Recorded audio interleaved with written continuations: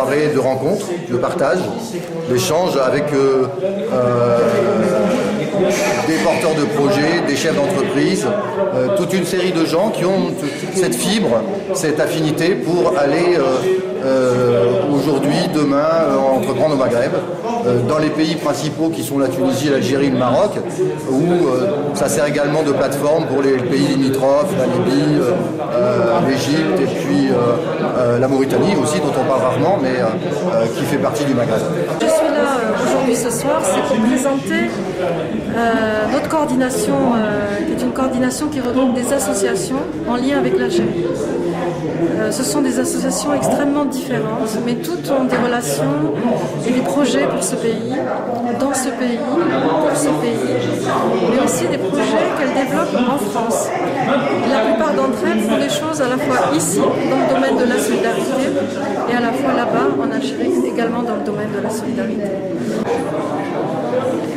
Laurent, je vous ai spécialisé aujourd'hui, un en Algérie, l'autre la Tunisie et le Maroc, c'est comme ça. Donc voilà, j'ai une petite entreprise, j'ai envie de l'exporter et puis d'aller vivre avec ma famille au soleil, avec une bonne ambiance. Est-ce que pour toi c'est jouable ça? Alors, pour ce qui est du soleil, pas de souci. 9 mois sur 12, il y a du soleil, avec des pointes à 48 degrés juillet. Maintenant, concernant l'électricien, C'est un exemple. il faut étudier le projet. Boulanger aussi. Le boulanger, enfin, tout est possible en Algérie. Le tout, c'est de prendre son temps, de bien étudier le marché, de s'imprégner de la culture du pays.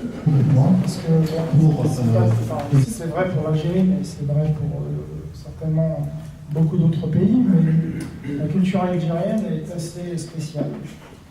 Voilà, à tout au niveau société, au niveau entrepreneuriat, il y a une approche particulière.